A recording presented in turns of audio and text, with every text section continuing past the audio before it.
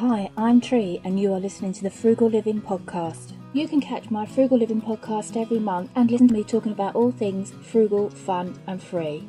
So it's been a little while since I last did a podcast, but it's great to be back. So I hope you'll stay tuned today and listen to me talking about how to budget your money. Okay, so let's get started.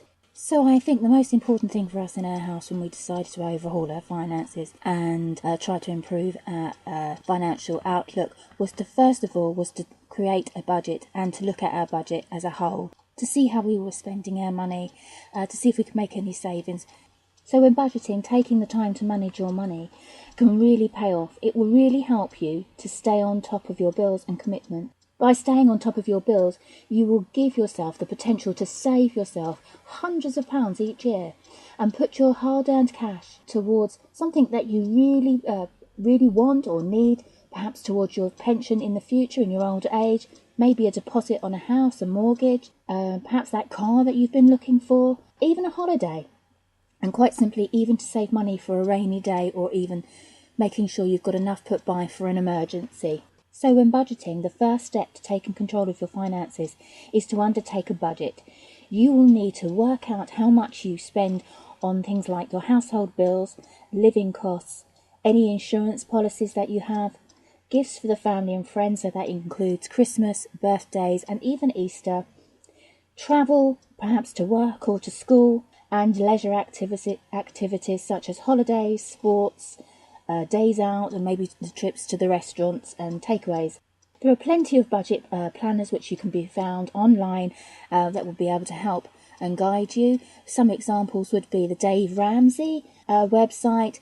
You can also find good examples or on the money saving expert Martin Lewis's website, was absolutely fantastic.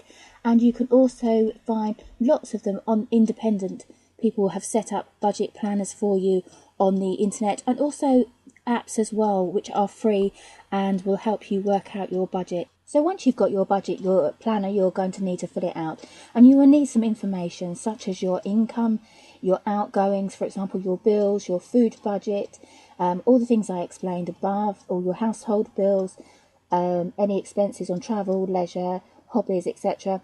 And you're going to need to use your bank statements because you're going to get all your information on there that you've put into your bank using your direct debits, everything. You're going to need to put everything that you spend on there as well. At this point, can I just point out that you don't really need to use a budget planner from one of the websites I explained. You could quite simply use a piece of paper and work it out yourself, perhaps keep a little book, or even use a spreadsheet on your computer. And like I said, you can get the free budgeting apps on your mobile phone or your tablet.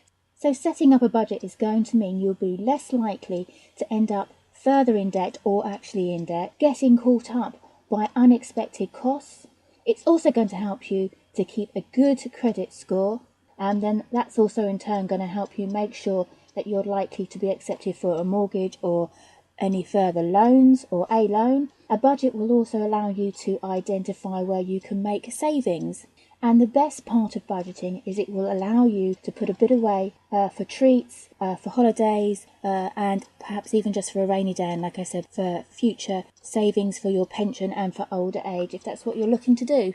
So once you've started working on that budget, you are going to be able to identify where you can save money. Now, if you're spending more than you have coming in, you're going to need to work out where you can cut back. So this could be quite as simple as taking a packed lunch to work, maybe walking to work if it's within distance, maybe car sharing with another colleague. There's lots of ways you can cut back. Look at what you're spending your money on. Do you really need to buy what you're spending your money on? Perhaps even subscriptions to magazines or TV subscriptions, whatever it may be. Do you really need them? Are you using them? Are you making full use of them? I discovered when we did our budget that I actually wasn't using my mobile phone contract efficiently. I was spending £25 a month for my mobile contract, and I wasn't using all the data, I wasn't using all the text, and I most definitely wasn't using all the talk time.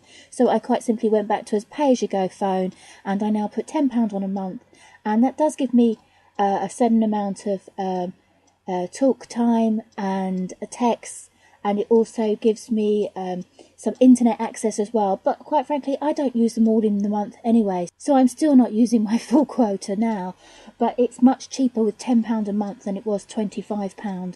So when working out your budget, you're going to need to get the whole family involved. You're going to need to get your other half, your husband or your wife, whoever's doing it, with you, and your children, and work together to see if you can get this plan going and try to stick to it. Keep a track of how much you're spending and see if you can improve on those spendings to make some gains with your budget.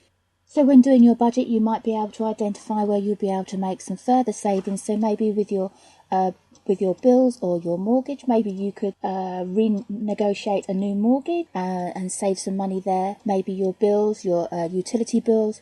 Perhaps if you go onto one of the comparison websites and see if you could perhaps get your gas and electric cheaper there, or your internet, perhaps even, like I say, your mobile phone contract. Maybe if you wiggle that around and get a better deal. So there's so many things you can try and work out to see if you can save some money. So I love to go onto the comparison websites to see if I can save some money. I also like to use the cashback sites. So for example, if I'm renewing my car insurance, I can see if I can get my policy cheaper, see if I can even get some cash back as well. So doing your budget's not a simple job that you can do in 5 minutes. It does take time, and you are really going to have to be ruthless and really go through everything with a fine-tooth comb and see where you can make those savings. You know, once we'd got our budget worked out and it was going fantastic, we were sticking to it and it was brilliant and we were saving money.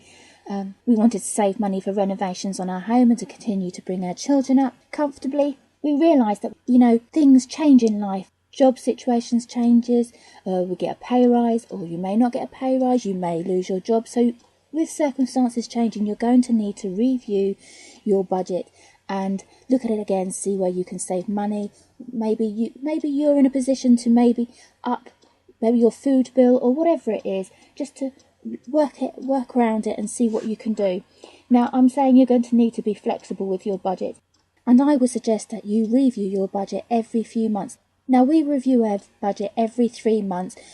Just a quick look to see if everything's all right, but every 6 months I give it a good overhaul to make sure that it's definitely, if everything's fine, just to keep us all on track.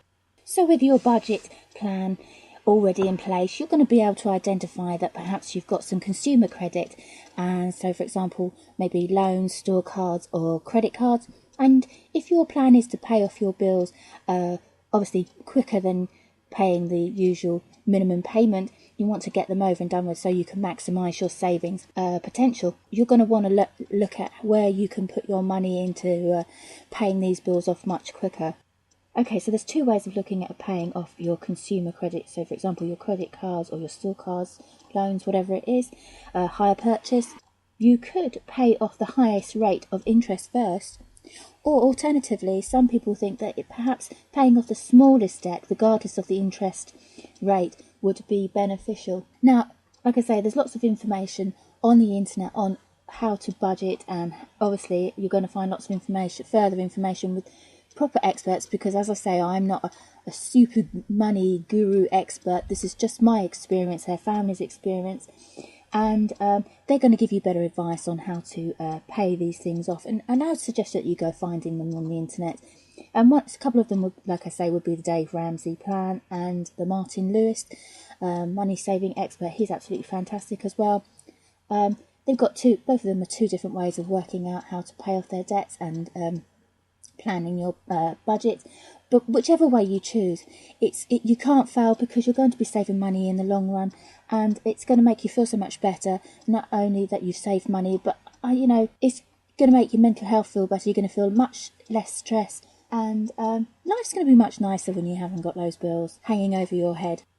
However, I will say at this point, if you are actually struggling with your bills and you're having problems maintaining your mortgage, your rent, any utility bills, council tax, whatever it be, whatever bill it is, you need to seek advice.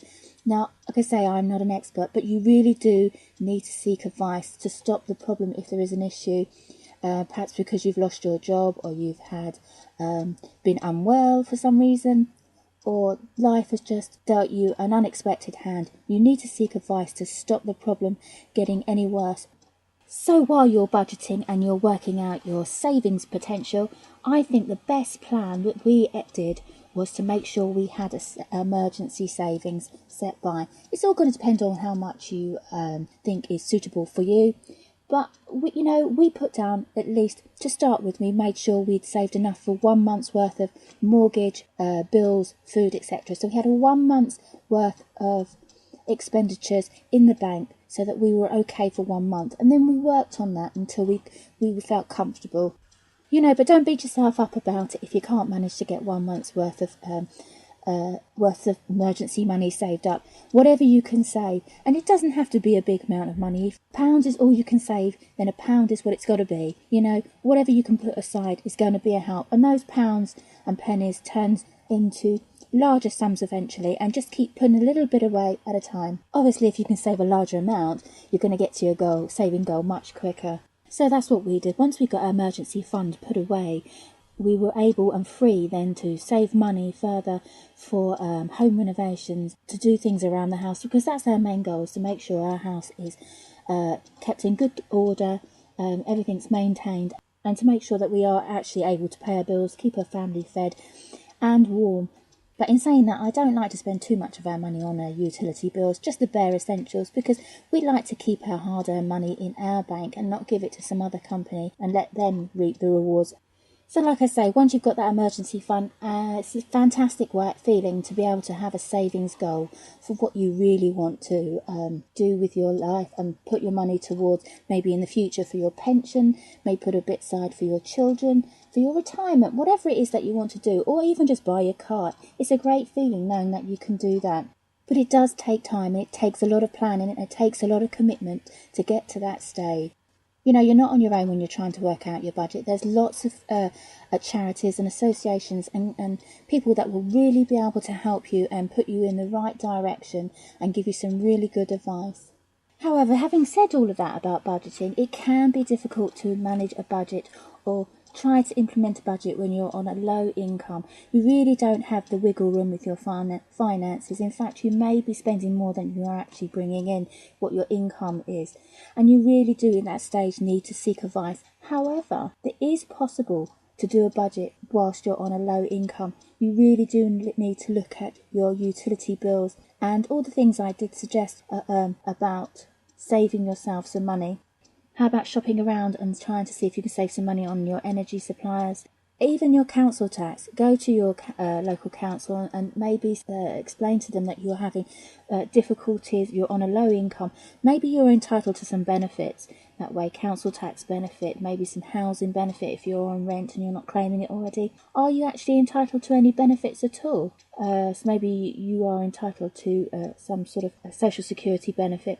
So you're just going to need to look at your budget with a fine-tooth comb, as I say, and really see and really work hard to see where you can save just a few pennies. And like I said, just a few pounds here and there really do mount up in the end. And I know it doesn't seem like it's possible, but it really is. Just a few pounds is much better than nothing. Another way we managed to save some money in our house was by looking at our water bill. Now, a few years ago, our water supply was transferred to a pay meter, so we paid for what we used instead of having the standard yearly rated bill. So we were on our standard rated bill, we were being charged £34 a year. And because there's 5 of us in our house, and I'll say that Gabriel's an adult because he's 12 years old. He pretty much is an adult, isn't he? He's getting there. He's a lad. He's a big lad. And for our water bill, her water bill was definitely suggested that we would be using about £70 a month, and that was probably what our bill was going to be.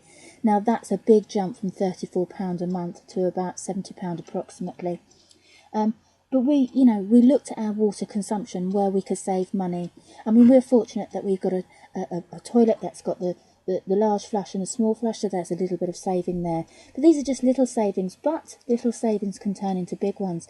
So now we look at our water and we don't use water where we don't need to. For example, I've explained before in videos and posts on my website where we reuse our grey water. So I have a bucket in my shower and we use it for cleaning our patio and flushing the toilet, washing the car, because basically it's just water that has run off, maybe just from the shower, and it's not even touched us, and it's just a waste going down the drain. It's quite literally your money going down the drain. So we make savings there with our water bill. So we just looked at each item in our budget individually to see where we could save money.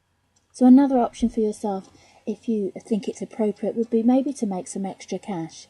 Maybe you could, like for example, all those little bits of cash back when you're spending online, maybe in store, could be making you some money. So for example, the cashbacks sites that I go to, I like to use Top Cashback website. So when I renewed my car insurance earlier in this year, I got £60 cash back, and I got £70 cash back on my house insurance as well. So there's a saving there, and that money could be put towards either saving or towards a bill if that's what you're trying to do, or an emergency fund if that's where you're starting at the beginning. All these bits of money mount up. Maybe even a second job might be what you need to do. But that's your own personal choice, and you need to make that decision. To get that emergency fund up, you might even need to maybe sell some items around your home that you no longer use, don't want, and are still in good condition and will be useful to somebody else. And you could quite simply put them up for sale and make some money there. So like I say, doing your budget plan is not a quick job. It's going to take you a good few evenings sitting down, trying to work out where you can make savings. But once you've worked out your budget plan, you are off and running, and you are ready to maximise your savings. So I hope this podcast about budgeting your money has been of some use to you. It's great to be back in the podcast chair. So I will be putting a podcast out every month, the second Friday of every month. You'll also be able to catch this podcast not over on YouTube, on the Frugal Living website, and you'll also be able to catch it over now on SoundCloud. I'm on SoundCloud. I am technically advancing into the world of the internet. My internet skills are getting much better. Don't forget, if you want to catch up on all our Frugal Living fun and activities and what we're getting up to, not just being frugal, but my home education journey with my son Gabriel, you can go over to the Frugal Living website, which is www.frugal1living.weebly.com. Sorry about the long website, but it's free, and that's what I'm all about, being free and frugal. Don't want to have to pay for a website. But you can catch us over there. You can also catch me over on the usual social media sites. You'll find it all on the website. But if you want to know, I'm over on Facebook, Twitter, Tumblr, Google+. You catch me over there. Frugal Pictures over on Instagram. And of course, your YouTube videos that go up regularly each week. Well, thank you very much for joining me here, Tree, at the Frugal Living podcast. It's been an absolute pleasure talking to you today. I hope this podcast has actually given you some food for thought and offered you some advice. It's been great having you here, but until next time, you take care, and I'll see you again soon. Bye.